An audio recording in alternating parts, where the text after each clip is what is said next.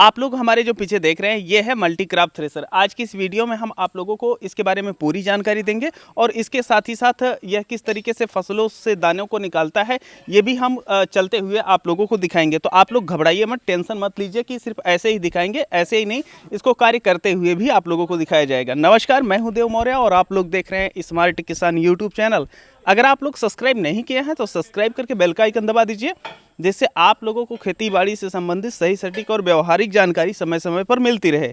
आइए सबसे पहले हम आप लोगों को बताते हैं कि ये जो थ्रेसर है यह 5 प्रकार की फसलों को काम करता है। जैसे आपका धान है, सरसों है, चना है, मटर है, मसूर है, इत्यादि प्रकार की जो आपकी फसलें होती हैं इनको यह काम करता है। अभी इस थ्रेसर में 5 फैन लगे हुए हैं। ये जो मेन फैन आप लोग यहाँ पर देख रहे हैं, ये पहले फैन से जब आप लोग धान की फसल को डालते हैं तो यहाँ से जो पुआल होता है ये निकल करके आता है और फैन नंबर 2 पे जो वहाँ से बच जाता है, जो भाग बड़े होते हैं वह फैन नंबर 2 से निकलते हैं, बचा हुआ 3 से और इससे बचा हुआ 4 से निकल आता है। तो ये आप लोग देख रहे हैं और इस तरफ आप लोग देख रहे हैं ये इसकी जाली लगी हुई है जो कि नीचे से लॉक कर दी गई है। ये जो जाली यहाँ पर लगाई गई है इसमें अगर आप लोग धान की फसल निकालते हैं या सरसों की फसल को निकालते हैं तो ये जो जाली है यह आप लोगों को चेंज नहीं करनी पड़ेगी। वहीं पर आप जब चना और मटर में जाएंगे तो ये जो जाली होती है आप लोगों को चेंज करनी पड़ जाती है।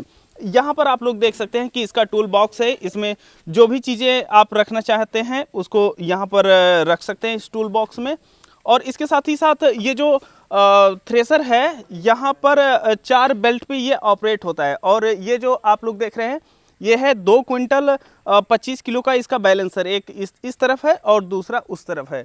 और यहाँ पर एक चीज़ आप लोग इस थ्रेसर में देखेंगे कि इसकी जो सिक्योरिटी है काफ़ी मजबूत रखी गई है। मतलब अगर कोई बच्चा भी आ जाता है तो ऐसी परिस्थिति में कहीं भी हाथ डाल दे तो कोई भी दिक्कत नहीं है, कहीं से भी किसी भी प्रकार से डैमेज नहीं पहुँचाएगा।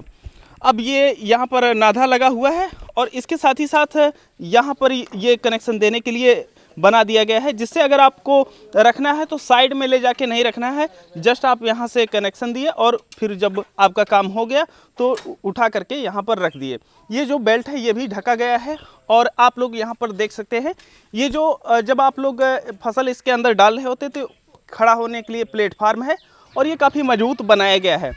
अब ये जो थ्रेसर है इसका जो टोटल वेट है ये है 17 क्विंटल और ये लगभग 2 लाख रुपए के करीब जो है पड़ा हुआ है। और यहाँ पर आप लोग देख सकते हैं कि ये जो थ्रेसर है इसमें जब भी कुछ फसल होती है जैसे वह भीगी ज़्यादा है तो ऐसे में कुछ भाग नहीं उड़ पाते हैं तो उनको यहाँ से निकाल लिया जाता है। अब ये फैन के नीचे ही है तो क्या आपका हाथ कट सकता है? नहीं, ऐसा कुछ भी नहीं होगा क्योंकि अंदर जाली लगी हुई है, चलते हुए आप यहाँ से डाल करके निकाल सकते हैं। अब उसके बाद जब जैसे धान की फसल हम लोगों के यहाँ निकाली जाती है तो उसके बाद जो कुछ एक होता है पुआल निकल गया, उसके बाद जो पुरकेसा बचता है तो मतलब धान की जो फसल होती है उससे छोटे छोटे पार्ट होते हैं, उसमें थोड़ी बहुत धान पाए जाते हैं या तो ना के बराबर रहते हैं या जो पहिया रहते हैं जिनमें चावल नहीं होते हैं धान में, वह यहाँ से निकलता है।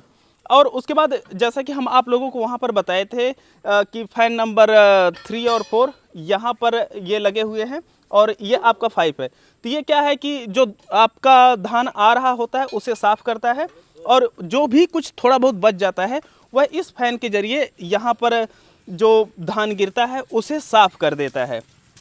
और आप लोग यहाँ पर देख सकते हैं कि जो इसका दूसरा बैलेंसर लगा हुआ है यहाँ पर वो भी अच्छी तरीके से ढक दिया गया है और इसमें आप लोगों को जो बताए थे सुरक्षा वो पूरी आप लोगों को मिल रही है।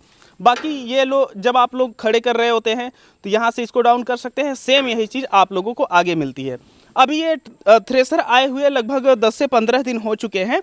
इस थ्रेसर में अभी तक कोई भी समस्या नहीं आई है क्योंकि काफ़ी बार ऐसा होता है थ्रेसर के साथ कि पट्टे काटते हैं, लेकिन इस थ्रेसर में आप लोगों को यह समस्या देखने को नहीं मिलेगी। अब बात आती है कि इस थ्रेसर को जो कि इतना लंबा चौड़ा आप लोग देख रहे हैं इसे ऑपरेट करने के लिए कितने एचपी के ट्रैक्टर की ज़रूरत पड़ेगी। तो आप लोगों को हम बता दें कि इस थ्रेसर को 35 एचपी के जो ट्रैक्टर होते हैं बड़े ही आसानी से ऑपरेट कर सकते हैं। जो पावर ट्रक 434 आता है उस पर भी इसको चलाया जाता है और जो आइसर 551 है उस पर भी इसको चलाया जाता है और बहुत ही अच्छी परफॉर्मेंस देता है। चलिए अब हम आप लोग को लेकर के चलते हैं कि जब इसमें फसल डाली जाती है तो ये किस तरीके से परफॉर्मेंस देता है। अब आप लोग रियल फुटेज देखिए।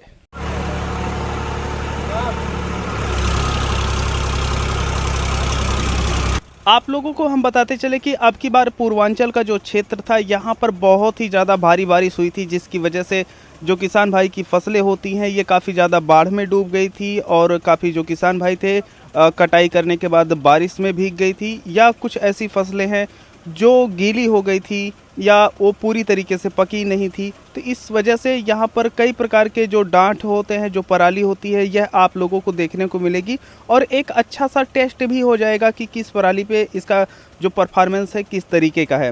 तो अभी फ़िलहाल के लिए जो आप लोग देख रहे हैं ये पराली बाढ़ में पूरी तरीके से डूब गई थी, जिसकी वजह से आप लोग देख रहे हैं जो पराली है ये पूरी तरीके से लगभग सड़ चुकी है और काली पड़ गई है। ऐसी परिस्थिति में जो भीगा हुआ भाग है वह अच्छे से उड़ नहीं पा रहा है और जो भाग फ्रेश है वो अच्छे से उड़ जा रहे हैं। तो अगर आपके धान जो बाढ़ में है ये पूरी तरीके से सड़ भी गए हैं लेकिन उसमें दाने सेफ़ हैं, और अगर आप उसकी थ्रेसरिंग करना चाहते हैं इस थ्रेसर के ज़रिए तो आप लोग कर सकते हैं, उस पर आप लोगों को बेस्ट परफॉर्मेंस मिलेगी। नहीं तो ये जो धान है यह आप लोग पीट करके निकाल नहीं सकते हैं क्योंकि ये एकदम सड़ने के करीब पहुंच गए हैं। अब जो किसान भाई हैं इस वजह से इसे थ्रेसरिंग करके निकलवा रहे हैं क्योंकि भाई अब करें तो करें क्या, तो इस वजह से आप लोग यहाँ पर देख चुके हैं। अब ये जो दूसरी पराली आप लोग देख रहे हैं ये पराली फ्रेश है, तो ऐसी परिस्थिति में यहाँ पर जो है अच्छे से थ्रेसरिंग हो पा रही है और यहाँ पर जो दाने निकल भी रहे हैं वह काफ़ी अच्छी तरीके से निकल रहे हैं। और यहाँ पर एक चीज़ आती है खिंचाव की बात, तो खिंचाव जैसा भी रहे कोई भी दिक्कत नहीं होती है, बस ये होता है कि अगर आपके दाने फ्रेश हैं, पराली फ्रेश है तो अच्छे से निकालता है और कोई भी दिक्कत यहाँ पर नहीं है किसी भी प्रकार की। तो आप लोग देख रहे हैं जो फ्रेश पराली है उसके जो दाने निकल रहे हैं यहाँ पर यह काफ़ी ज़्यादा फ्रेश निकल रहे हैं। जैसा कि हम आप लोगों को बताए थे कि साइड में खुला हुआ भाग था, अब यहाँ पर आप लोग देख सकते हैं कि जो पुरकेसा हम बता रखे थे वहाँ से पुरकेसा निकल रहा है। और अभी फ़िलहाल के लिए जो हम आप लोगों को पराली दिखा रहे हैं यह काफ़ी ज़्यादा भीगी हुई पराली थी। आप वीडियो के माध्यम से अंदाज़ा भी लगा सकते हैं कि जो पराली है उसमें हरापन काफ़ी ज़्यादा है।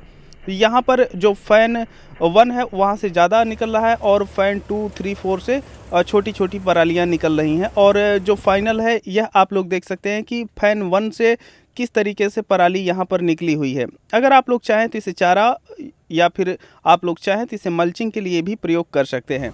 मतलब आपकी धान की जो फसल है वह सड़ी हुई हो या किसी भी तरीके की हो उसमें कोई भी आप लोगों को दिक्कत नहीं होने वाली है। इस थ्रेसर के माध्यम से आप बड़े ही आसानी से निकाल सकते हैं, क्योंकि हम 3-4 जगहों पे इसका टेस्ट किए और तीनों चारों जगहों पर ही जो इसके परफॉर्मेंस है ये काफ़ी बेहतर मिले। अब बात आती है किसान भाइयों द्वारा जो पूछा जाता है कि भाई 1 घंटे में यह कितने एकड़ का जो धान होता है इसे निकाल सकता है। तो आप लोग एक अंदाज़ा लेकर के चल सकते हैं कि अगर आप लोग 1 घंटे अच्छे से सामान्य स्तर पे थ्रेसरिंग करते हैं तो आप लोग 1 एकड़ धान की जो थ्रेसरिंग है बड़े ही आसानी से कर सकते हैं। देखिए यहाँ पर कुछ भी हम बढ़ा चढ़ा करके नहीं बता रहे हैं, जो भी वास्तविक परिस्थितियाँ हैं उसे ही बताया जा रहा है। तो ये जो थ्रेसर था इसके बारे में हम आप लोगों को पूरी डिटेल दे चुके हैं। अब अगर आप लोगों को कोई भी प्रश्न हो तो उसे आप लोग कमेंट सेक्शन में जा कर के पूछ सकते हैं और हम पूरी कोशिश करेंगे कि आप लोगों के प्रश्नों का जो जवाब है ये मिल जाए। इस प्रकार के जो थ्रेसर हैं यह आपके क्षेत्र में किस तरीके का परफॉर्मेंस देते हैं और आप लोगों का क्या विचार है इस थ्रेसर को लेकर के, ये भी आप लोग कमेंट सेक्शन में बता सकते हैं। बाकी इस वीडियो को आप लोग शेयर करके अन्य किसान भाइयों तक पहुंचाएं जिससे अन्य किसान भाई भी जान पाएँ। अब इस वीडियो को हम सब यहीं पर समाप्त करते हैं, मिलते हैं आप लोगों से एक नई वीडियो में, तब तक के लिए चलते हैं। जय जवान, जय किसान, जय विज्ञान।